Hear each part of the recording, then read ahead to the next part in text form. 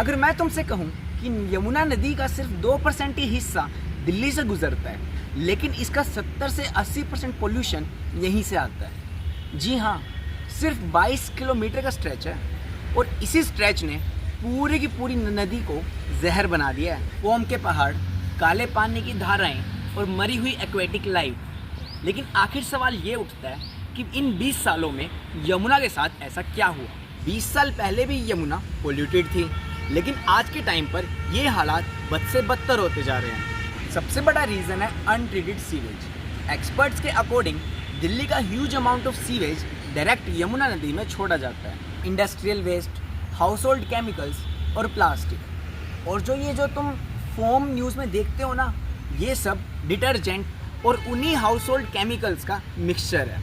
और इसी पोल्यूशन का इम्पैक्ट सिर्फ एनवायरनमेंट पर नहीं, हम पर भी पड़ने लगा है। Drinking water contamination, underground water pollution, aquatic animals और स्पीशीज़ का मरना या फिर near by health problems.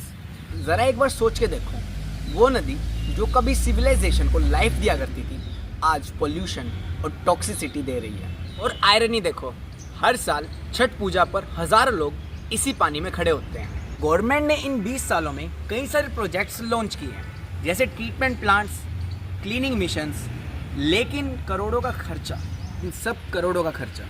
Main दिक्कत यहाँ आती है कि अभी भी हमारे पास सीवेज ट्रीटमेंट प्लांट्स बहुत ही ज़्यादा कम हैं, अनवांटेड और इलीगल लाइंस अभी भी रिवर से कनेक्टेड हैं, और प्लास्टिक मैनेजमेंट अभी भी बहुत ज़्यादा वीक है। और जब तक सिस्टमैटिक चेंज नहीं आएगा ना, तब तक रिवर साफ नहीं होने वाली।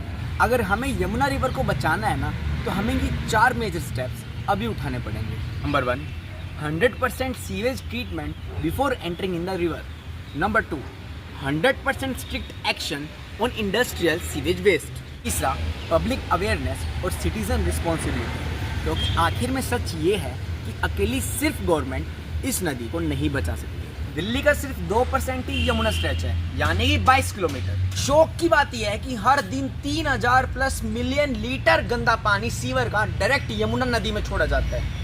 20+ major drain pipes direct Yamuna में छोड़ी जाती है, जिसमें से सबसे बड़ी ड्रेन पाइप है Najafgarh drain pipe. Treatment capacity होने के बाद भी लगभग 30 से 40% तक सीवर का पानी डायरेक्ट यमुना में अनट्रीटेड चला जाता है। दिल्ली में यमुना का बायोकेमिकल ऑक्सीजन डिमांड यानी कि BOD का सेफ लिमिट है 3 मिलीग्राम पर लीटर, लेकिन कई जगह ये सेफ लिमिट बढ़कर 30 से 70 मिलीग्राम पर लीटर तक पहुंच जाती है। फोम पोल्यूशन यानी कि हमारे टॉक्सिक फोम्स छठ पूजा के टाइम क्लियरली रिवर्स में दिखाई देते हैं। भारतीय जनता पार्टी ने यमुना एक्शन प्लान नाम का एक मिशन लॉन्च किया था, जिसमें जापान का फंडिंग सपोर्ट था। करोड़ों खर्च हुए, लेकिन ग्राउंड रिजल्ट अभी भी लिमिटेड रहा। आम आदमी पार्टी ने ये वादा किया था कि 2025 तक यमुना पूरी की पूरी तरह से क्लीन हो जाएगी, जिसके लिए उन्होंने STP एक्सपेंशंस और ड्रेन ट्रीटमेंट प्रोजेक्ट्स शुरू किए। लेकिन हाल क्या, यमुना अभी भी वहीं की वहीं है। कंक्लूजन, सरकारें तो बदली, लेकिन यमुना की हालत नहीं। सारे और भी प्रोजेक्ट्स जो हमारी सेंट्रल गवर्नमेंट और हमारी स्टेट गवर्नमेंट द्वारा चलाए गए, जिनके नाम है, सबसे मेजर प्रोजेक्ट था नमामि गंगे, जो हमारी सेंट्रल गवर्नमेंट द्वारा चलाया गया था। सेकंड था यमुना एक्शन प्लान, थर्ड था डिसेंट्रलाइज्ड STPs, और चौथा था नजफगढ़ नाले का जीर्णोद्धार।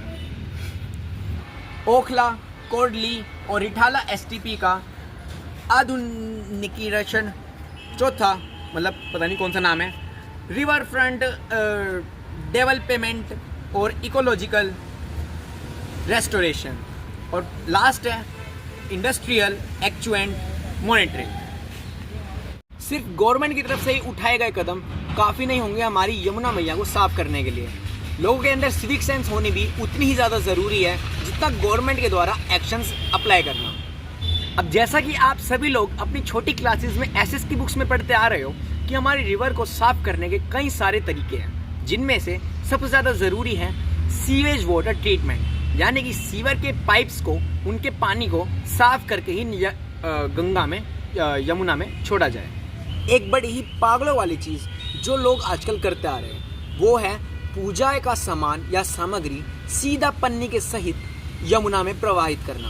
उन्हें लगता है कि पूजा का सामान इधर उधर कहीं गिरेगा तो उन्हें पाप लगेगा, इसलिए वो क्या करते हैं, सारा का सारा सामान सीधे के सीधे नदी में छोड़ देते हैं। इससे उन्हें लगता है कि वो पाप से मुक्त हो गए, नहीं, उन्हें डबल पाप चढ़ेगा। क्योंकि नदी में रहने वाले जीव जंतु जब उस प्लास्टिक को खाएंगे और उनके अंदर जब वो प्लास्टिक जाके चिपकेगा तो उनकी एट स्पॉट डेथ पक्की है, और उस डेथ का पाप सीधा उन लोगों को लगेगा जो गंगा में या किसी भी नदी में प्लास्टिक के सहित पूजा का सामान डालते हैं। इससे अच्छा तो ये है कि वो उन पूजा की सामग्री को दफना दी गई।